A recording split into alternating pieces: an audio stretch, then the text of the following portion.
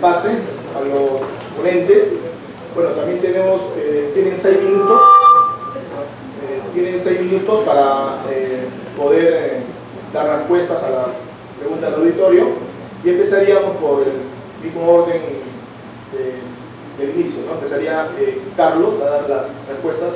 6 minutos, por favor.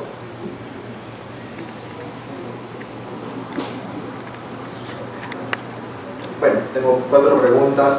Voy a responderlas, perdón, en orden, en desorden. Disculpen el tema. Y primero, yo no creo en la unidad. Perdón, soy un servilio, no creo en la unidad. Y el concepto también de unidad de las bases debe ser porque he visto en persona cómo el concepto se utiliza para uno negociar de mejor manera, ¿no? Es decir, el 90% de las veces que yo he escuchado el discurso de unidad en una mesa cerrada, sin grabadoras y sin micros, era para tener una mejor manera de negociar una posición de dominio. Y eso es en la práctica y eso ocurre siempre. Entonces, hacia afuera uno dice efectivamente es importante la unidad. Yo creo que es importante para tener... Me parece que es importante, sí, claro que es importante, pero la mayoría de las veces lo utiliza solamente como concepto de negociación, en la práctica. Yo no tengo, yo no milito en la Izquierda Unida, veo la hermandad de la Izquierda Unida, no me genera ninguna emoción particular, y yo no tengo el trauma de Huachipa, bueno, yo sé que tengo menos de 30 años, pero, y también finalmente por experiencias pasadas, pero a lo que veo con la unidad es, sí, es importante, claro que es importante, se utiliza para negociar mejor, sí, se utiliza de la manera más banal muchas veces. ¿Es lo fundamental para la izquierda de la unidad ahora? Creo que no. Creo que hay circunstancias determinadas en las cuales la unidad sí es lo más importante, por supuesto. Creo que ahora lo es, no. Me parece que lo importante ahora es generar un proyecto político con un potencial de medio y largo plazo. Eso para mí es lo importante. Si en eso no hay una unidad de todas las fuerzas alrededor, bueno, ni modo. Pero me parece que eso es lo importante. Si hay unidad a partir de eso, genial, me parece que es lo ideal, pero creo que no la hay. Y no por eso vamos a sacrificar. Me parece que yo no por eso debería sacrificarse el objetivo central, que para mí es, como digo, un proyecto de mediano y largo plazo. Pero ahorita no existe. En los 80 es un proyecto de mediano y largo plazo de la Izquierda Unida. Precisamente estudiaron todos, menos los surquistas. Los surquistas no estuvieron en la Izquierda Unida, pero nadie se acuerda de ellos. Pero estaba la mayoría de la izquierda, sí, era lo importante en ese momento y luego se cayó. La unidad no te asegura nada, finalmente. También te puedes pelear por N cosas. Esa es mi lectura de la unidad. Algo también escuché sobre el plato de lentejas, ¿no? ¿Qué hacer para que la gente no se el plato de lentejas? Bueno, el plato de lentejas es universal, ¿no? No hay nada más tentador que un beneficio selectivo para alguien, ¿no? Eso ocurre en todas partes del mundo, lamentablemente. Y ha ocurrido siempre. Porque una persona le dice, bueno, votas por mí a cambio de esto, plato de lentejas, un beneficio particular, una concesión, un pago de simpatías, y eso finalmente es el clientelismo. Y eso ocurre en todas partes. Sí, vas a lograr que la gente, como, digamos, la idea es como vencer eso. Sí, hay que ver cómo vencerlo, pero hay que asumir que eso existe. Y creo además que la salida no es aumentar la conciencia de la gente ni ideologizarlo, porque no vas a poder. Puedes ideologizar a un grupo y a otro vas a tener que responder a determinadas demandas. Es decir, si alguien va y entra en su territorio y viola sus derechos a tratar de quitarse los pares de la zona minera y dice, oye, no, pues eso no es justo, eso no me parece estrictamente ideológico, eso es una cuestión casi de justicia, ¿no? Es decir, oye, está violando mis derechos, y eso no responde a que esa persona tenga una elevada conciencia. Me parece que eso es, en fin, eso es una reivindicación. Puede ser que eso sea muy teórico como esto, pero es verdad que es una reivindicación de derechos que es importante y la izquierda me parece que debe levantar. ¿Pueden levantar las otras banderas? Sí, en teoría eso deberían levantarlo también los liberales, pero en el Perú los liberales son 4 o no existen y no levantan ese tipo de banderas. Como que cuando pasan eso se ponen del lado de las empresas. Bueno, porque en el Perú no hay liberalismo, pero esa es una bandera que le queda a la izquierda y que es la única, ahora en el Perú, quizás los únicos que les levantan es precisamente la izquierda, menos políticamente. Y para no aburrirlos, había 2 preguntas más. Sí, había... Bueno, están vinculadas, ¿no? Una era si, ¿por qué 3 candidatos como Toledo, García y Humala habían ganado con discurso de izquierda? Eso era un indicador de digamos, de que la gente votaba en ese sentido en general. No, porque creo que en las segundas vueltas los tres se moderaron, ¿no? Toledo se moderó bastante, dijo que Kuczynski iba a ser su ministro de Economía, una manera de calmar a los capitales, es decir, que él no era el radical de la vincha roja. García se tira al centro para dejar un malo más a la izquierda y, digamos, ganar ese voto conservador que tenía malo como el cupo en 2006, y en 2011 Humala fue el que se moderó y se presentó con una serie de tecnócratas que a los 4 meses votó, pero que decía que ellos eran la garantía de que él iba a ser el gobierno responsable, ¿no? Cuando Humala parecía que tenía todavía algún tipo de moralidad. Lo que voy es, sí, no, más bien lo que yo veo es que si hay un electorado fuerte que puede votar por esas opciones, pero la tendencia siempre es a la moderación, lamentablemente. Pero hay la decisión de primeras y segundas vueltas, pero un poco quizá para darle un sentido político y menos analítico de eso, sí hay espacio, ¿no? Eso es un indicador de que efectivamente hay algún espacio y se ha mantenido en los últimos 10 años, a pesar de que Perú haya duplicado su PBI. Es el que Perú haya duplicado su PBI no quiere decir que haya menos gente descontenta, menos gente dispuesta a votar por una opción llamada radical. Es lo que en la jerga politológica dice, pues hay un 10% de gente que es el voto radical, sí, hay un 10% de ese voto que se mantiene estable. Pero la tendencia lamentablemente es efectivamente a moderarse. Pero son las dinámicas de primera y segunda vuelta. Creo que la primera vuelta siempre, un poco para esta elección 2016 tiene dos tiempos, ¿no? Parece que la primera vuelta es aquella a la cual uno debe levantar en la medida de lo posible sus banderas reales, por ser la buena forma, y verás a dónde alcanza, ¿no? Y ya si tenemos la buena fortuna que hacer una segunda vuelta es otra historia, porque también depende de quién es una segunda vuelta, ¿no? Nosotros una segunda vuelta de la misma manera ante Kuczynski que ante Keiko Fujimori, pero eso ya es otra historia. Me parece que sí la tendencia es a moderarse, pero yo creo que no habría que ver, eso es un tema de segunda vuelta exclusivamente, ¿no? La primera vuelta es una historia distinta. Y la última, ¿no?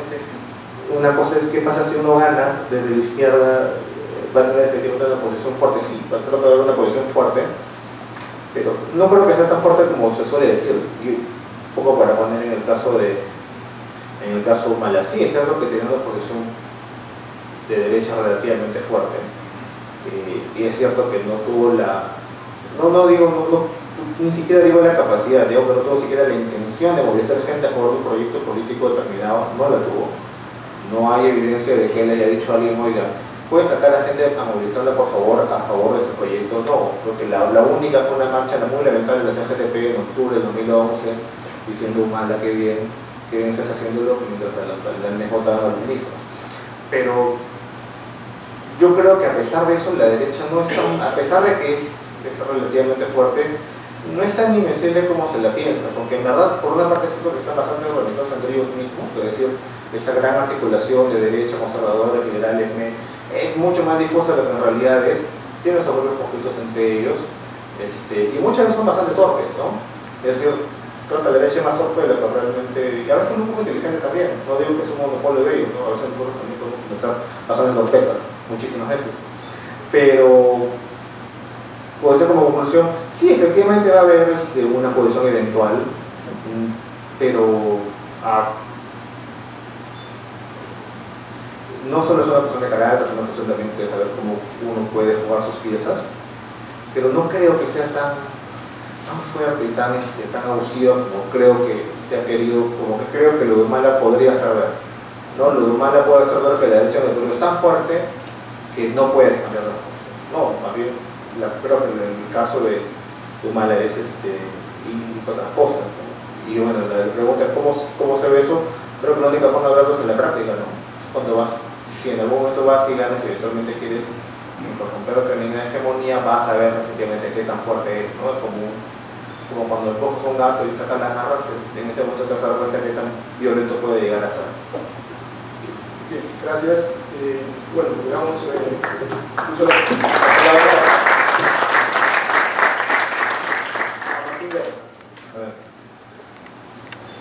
Acá nos estamos endureciendo un poco. A ver, he apuntado varias cosas, quiero decírselas. Algo que olvidé al inicio y que nos ayuda a clarificar es lo primero, que no hemos venido a convencer a nadie, por cierto, porque conocemos de la disposición de ustedes hacia el cambio social y de todos los eventos y conferencias que siempre hacen. Sabemos que están pues del lado del pueblo, eso no es nuestra labor venir a convencer a nadie, solamente estábamos planteando lo que pensamos como lo hacemos siempre. Cuando hablábamos de la corriente en América Latina que podría tornarse crítica y la importancia de la Alianza del Pacífico como un foco derechista de unidad económica y política, justamente íbamos a que el Perú ahí tiene un rol fundamental, ¿no? Si el Perú no corta esa ligazón con los capitales foráneos de la manera en que se relaciona, ¿no? una manera como socio débil y que es además el que posee los recursos naturales pero recibe la menor porción de la torta, entonces la continuación del modelo primario exportador, explotador, contaminante va a seguir profundizándose. Entonces es importante no solo para solucionar los problemas de nuestro pueblo, sino para continuar con la radicalización de los procesos de transformación social en América Latina, que el Perú en este periodo de lucha electoral dé una muy buena posición en contra de la derecha. Y eso significa que la lucha electoral, lo vuelvo a decir, no está divorciada de la lucha social, es una manifestación más de la lucha social. ¿Cómo conseguimos lo electoral? Creo que a veces tenemos todavía esos viejos traumas de la izquierda de oponer la lucha beligerante de nuestro pueblo contra la lucha electoral como si esta fuera una tradición a la lucha del pueblo. La lucha electoral, como todas las luchas, es una manifestación más de la lucha del pueblo. Y entonces hay que saber dar un buen papel en esta lucha. Y por eso creo que debemos resignificar el concepto que tenemos por izquierda. Si creemos que la izquierda son las organizaciones que se autodenominan de izquierda y que tienen tal o cual rótulo, entonces vamos a fracasar. Hoy en día la izquierda es aquella que ha apostado por el cambio y que ha sido traicionada, es decir, las organizaciones de base de nuestro pueblo. Frentes de defensa, organizaciones del vaso de leche, madres que se organizan para dar alimento a sus hijos en ciertos distritos, poblaciones, centros poblados, campesinos que luchan por la defensa del medio ambiente, que luchan por la agricultura de subsistencia, que defienden el agua de las transnacionales mineras, maestros que tienen lucha en sus lugares de estudio, forjando a sus niños, los estudiantes en las universidades que proclaman el cambio de la corrupción enquistada y de los malos programas educativos al interior de los centros de estudio. Es decir, vamos a encontrar un pueblo que está a la izquierda de la concepción neoliberal, vertical y explotadora de la historia. Entonces creo que si resignificamos el concepto de izquierda, sabemos a quiénes representamos y con quiénes tenemos que estar. Entonces por ahí creo que vamos clarificando el tema de las principales preguntas. Es cierto que hay muchas contradicciones en los actuales modelos de desarrollo en los países que están a la izquierda en el continente, y por eso mismo nosotros tenemos que continuar desde el Perú con esos cambios. No podemos permitir más, nunca más, un Alan García absolutamente corrupto que representa lo peor de la derecha peruana, que ha convertido a su partido en la bisagra de los intereses monopólicos financieros imperialistas, una Keiko Fujimori que es la continuidad del latrocinio más servil a los intereses imperialistas y a los intereses delincuenciales que había en el Perú y que todavía subsisten desde el mismo aparato del Estado. No podemos tener más traidores como un Ollanta Humala que continúa con la Alianza del Pacífico, como un Toledo que desarrolla el Tratado de Libre Comercio y aún pretendió firmar la Convención del Mar. Ya no más. Necesitamos un pueblo que llegue al poder. Tener el gobierno, desde nuestra concepción, no es tener el poder, pero ayuda mucho, ¿saben? Ayuda mucho para generar conciencia social, para reorganizar el tejido social destruido por el populismo traidor y miserable de los Fujimori, el tejido social destruido por las leyes de criminalización de la protesta de Alan García, tejido social que a pesar de todo sabe responder contra todo pronóstico. ¿Con qué vamos a ganar? ¿Con qué vamos a luchar? Se nos pregunta, pues, que nos dijeron por allí uno de los profesores, dos de los profesores, ¿cómo vamos a luchar si hay fuerzas terribles en nuestra contra? Sí las hay, no vamos a decirles que no. Tienen todo el poder, tienen el poder militar, el poder de las leyes de represión, tienen el poder del apoyo internacional de las potencias más destructivas del planeta, tienen el poder de ser los dueños de los medios de producción. Y nosotros tenemos el poder de ser la mayoría, me refiero al pueblo que está a la izquierda, no a las organizaciones autodenominadas de izquierda, tenemos el poder de ser los productores de la economía. Entonces necesitamos crear un discurso bisagra entre aquellos que producen la riqueza del país y son explotados y aquellos que quieren organizarlos para la toma del gobierno y la construcción del poder popular. Va a ser difícil, terriblemente difícil. ¿Quién dijo que esta lucha social es una lucha fácil? Puede venir lo peor, pero no creo que peor de lo que ya estamos, ¿no? O sea, después de García 2 veces, Fujimori que pretende una tercera vez, Toledo y Ollanta vendiéndose por ser presidentes, aunque sea una vez, y tener su banda colgada y creer que ellas son lo mejor del mundo, puede ser peor, no creo. Yo creo que es el momento de dar la lucha. Las condiciones internacionales así lo ameritan, el tema de Grecia, el tema de la lucha al interior de la Unión Europea, la crisis en los Estados Unidos. Por eso inicié como un análisis internacional, porque la situación del Perú no está ajena a la situación internacional. Creo que es el momento en que tenemos que dar la lucha. A veces cuando todo es más oscuro pareciera que no se puede ganar, y es ahí justamente donde se puede triunfar. Hay que negociar con la CONFIEP, con los medios de comunicación, con los poderes fácticos, con el ejército. Bueno, en todo proceso de cambio hay que conversar, pero eso significa que hay que negociar primero con los poderes fácticos. Jamás. Nuestro pueblo es el que tiene que dictar el programa, y por eso planteamos una asamblea constituyente con poder popular, donde se cambie esa constitución fujimorista neoliberal del año 93 y se construya una constituyente y una constitución que eleve las reivindicaciones de nuestro pueblo como leyes del Estado. No hay aquí por qué transar con los grandes poderes fácticos. Hay que llevar a cabo el programa que exige nuestro pueblo. Sobre la izquierda, y con esto voy concluyendo, la izquierda está dividida, y es cierto, comparto el concepto de Carlos de que no podemos creer en una unidad por la unidad y la unidad de todos para que todos estén ahí, porque eso parece el arca de Noé donde están todos los animales. Y eso no compartimos. No se puede forzar la unidad, pero sí conocemos en una serie de organizaciones que están buscando su inscripción o que la tienen de alguna manera o que no la tienen. Hay bases que luchan por el cambio, nadie puede negar eso. Por ejemplo, en Únete, hay muchos sectores que se han visto con alegría esta postulación. Nosotros no la vemos con alegría, por cierto, porque tiene como candidato principal o precandidato principal a Yehude Simón, y no estamos jamás por apoyar a Yehude Simón en nada de lo que vaya a plantear de los 10.000 partidos a los cuales ha pertenecido, ¿no? Ahora dice que es de izquierda, no le creemos. No le creemos porque él es un responsable del baguazo, y no solamente por eso, ¿no? Basta hacer un análisis de su pasado político.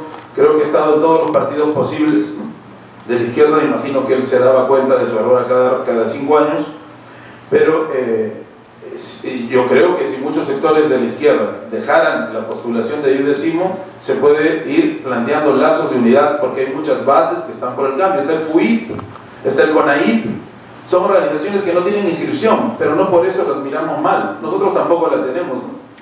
Pueblo Unido está coordinando en unidad en el Frente Amplio, gracias a la inscripción lograda por Tierra Libertad y Marco Arana. Y yo creo que en el Frente Amplio no hay ninguna organización grandota tampoco, todos somos organizaciones pequeñas.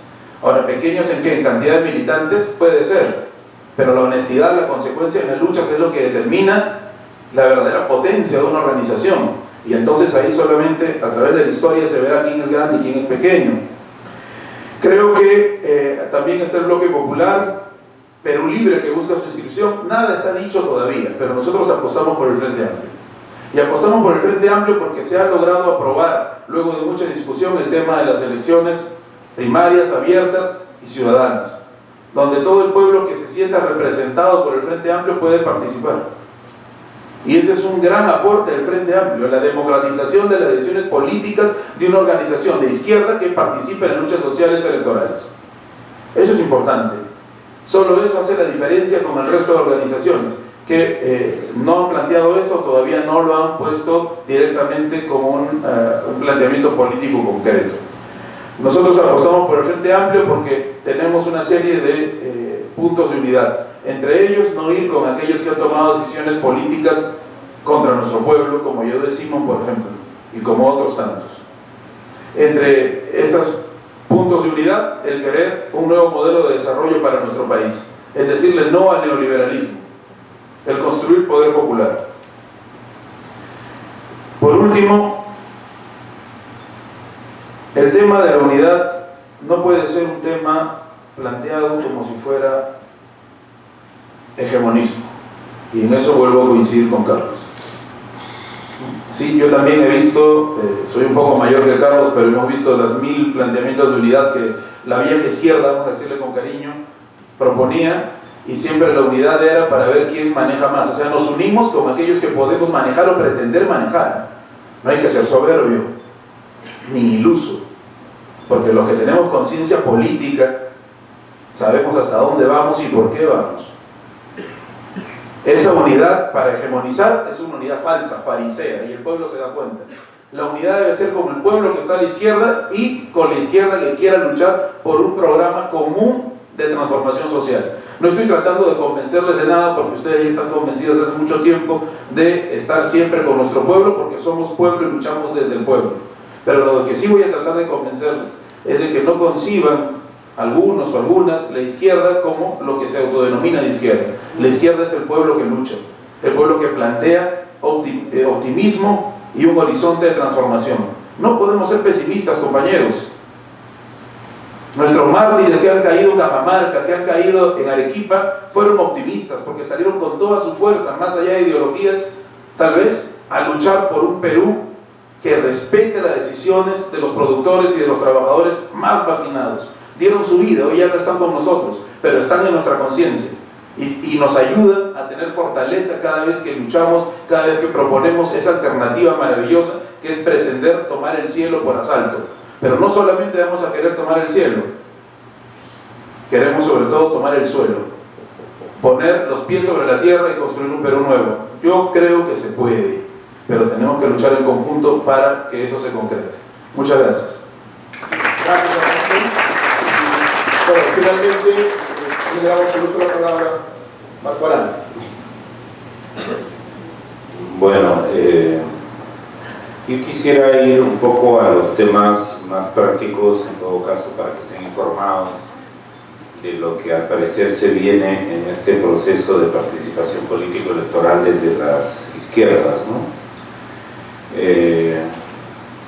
Se siguen haciendo esfuerzos de coordinación, de comunicación entre las dirigencias políticas y además a nivel de las distintas bases del Frente Amplio Nacional.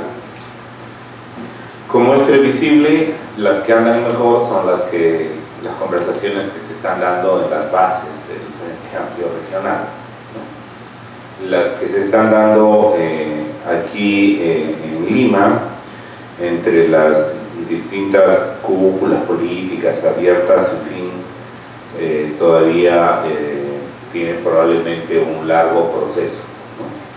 Parte de eso es que ustedes habrán visto en estos días esas discusiones al interior de, por ejemplo, del MAS, en la cual su presidente, que es Gregorio Santos, manda una carta a Tierra y Libertad y dice: tenemos coincidencias programáticas, hemos tenido una victoria electoral regional en Cajamarca, cuidemos ese proceso de unidad, veamos que ese proceso de unidad avance hacia lo nacional, ¿no? Sin embargo, su dirección política de Libertad decide ir donde únete. Bueno, ¿quién resolverá ese tema? Lo tendrán que resolver ellos mismos, ¿no? O con ocasión del paro regional, Gregorio Santos manda una segunda carta diciendo vamos a apoyar el paro, y lo suscribe de manera conjunta con el Frente Amplio, ¿no? Pero su dirección política en Libertad sale a decir que eso es una maniobra divisionista del Frente Amplio, ¿no? Inaceptable, ¿no? Y que la carta sería una carta apócrifa, un libelo, ¿no? Bueno, tenemos la carta firmada por el propio Gregorio Santos. Entonces, ¿cómo resolverán ellos sus temas internos?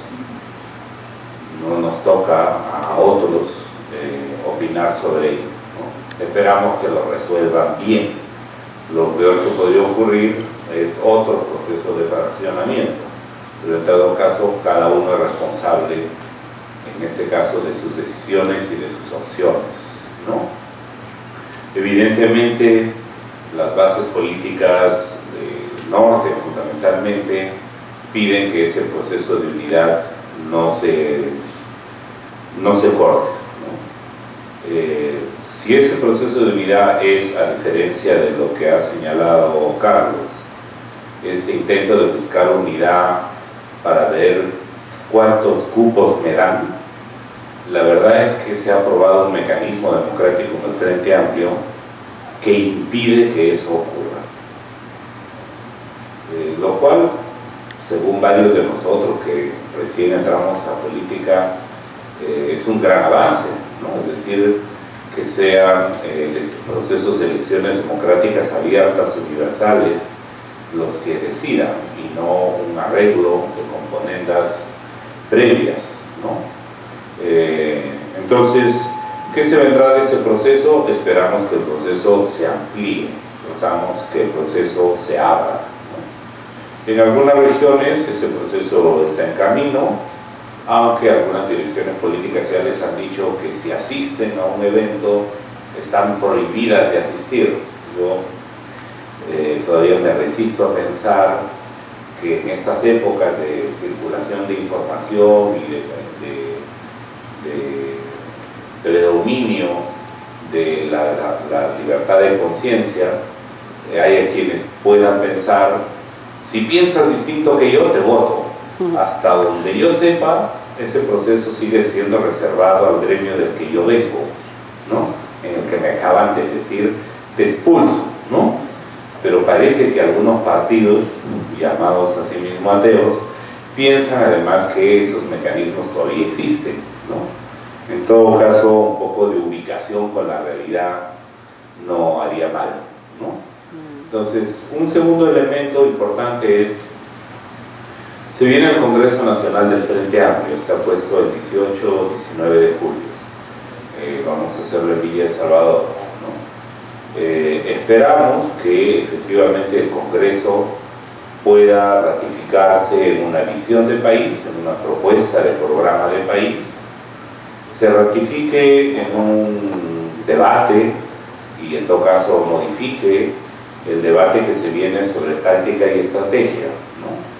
Estoy de acuerdo, y lo hemos planteado así, de que el proceso de construcción de la unidad y de las propias izquierdas es un proceso de largo plazo. O sea, después de la demolición que representó para el Perú el asesinato de líderes sociales, el desmantelamiento de los gremios sindicales, la gran frustración que provocó en muchos viejos dirigentes de izquierda, algunos que han terminado de ser de la peor de las traiciones, cuando uno lee que alguno de ellos podría terminar siendo asesor de seguridad de Keiko Fujimori, probablemente entiende que nunca fue seguidor de nada sino de sí mismo, ¿no? Pero se viene un proceso, yo creo, nuevo, renovado. Es un proceso efectivamente de largo plazo, pero la lucha política no es en el largo plazo. La lucha política es en el corto plazo. El largo plazo lo construimos a partir de, como las gradas, ¿no? O sea, subimos una para subir la segunda, la tercera, la cuarta y para llegar a la meta, ¿no? Creo que ese afán maximalista, ¿no? O minimalista de decir podemos todo o no somos capaces de nada, me da la impresión que está desterrada en quienes a lo largo de estos últimos 20 años venimos librando luchas políticas y sociales importantes en el país, ¿no? Cuando yo escucho a algún entendido en política que dice, oigan, a ver, vamos a elecciones, ¿cuántos millones tenemos para hacer campaña electoral? ¿No? Lo primero que pienso es, ¿cuánta plata tenían los pueblos que se pusieron en marcha para derrotar una gran corporación transnacional? Lo que tenían era pasión, espíritu, convicción. Lo demás se fue construyendo en el camino, ¿no? Creo que hay nuevas formas de articulación y de creación de procesos acumulativos, efectivamente, como señalaron Martín y Carlos, de poder, en los que tenemos que involucrarnos. Creo además que hay nuevos elementos y componentes importantes, ¿no? La época del culto a los ídolos, tan común a las izquierdas y a las derechas, ya se fue, ¿no? Los que no se han enterado que ya se fue, la biología se los va a recordar prontito, porque ya se lleva demasiados años y la biología se encarga, sino la política. Entonces me parece que hay procesos ahí de cambios que se vienen. Están nuevos actores, nuevos temas, pero hay además viejos troncos importantes que no pueden ser olvidados, ¿no? El tema de la lucha por la justicia social. O sea, creo que si algo la izquierda puede reclamar como propio es su irrenunciable capacidad, su irrenunciable apuesta por cambiar y luchar contra la injusticia social, bajo sus diversas formas, desde la explotación del capital hacia el trabajo, desde las múltiples formas de discriminación que hay, sea por ser mujer o ser afrodescendiente o pertenecer a una diversa identidad sexual. Creo que todas esas cosas se vienen en camino y van a ser sin duda imparables. Me parece que los temas de descentralización en el país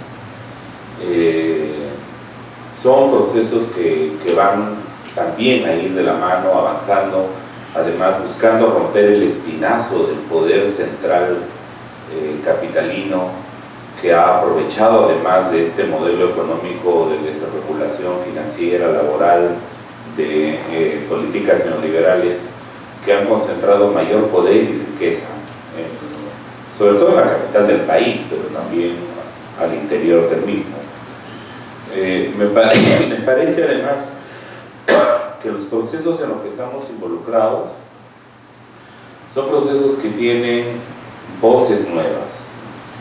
El que ya no logra ser acreditado como delegado pleno o fraterno, que es una gran broncaza, o era una gran broncaza, puede ahora usar un terminal de computadora para decir su voz, a lo mejor de manera más poderosa que los 20 que se pelearon por quién presidía la mesa y quién hablaba más. Entonces, me parece que estamos ante tiempos nuevos, fundamentales y fundadores de nuevas formas de hacer política, y en los que ser de izquierda no se convierte ni en una exquisitez, ni en una cosa arcaica, sino más bien se convierte en la posibilidad real de construir futuro. Cuando a mí me dicen, por ejemplo, las luchas de los pueblos indígenas amazónicos o de las comunidades campesinas son rezagos arcaicos de las luchas que había en el país,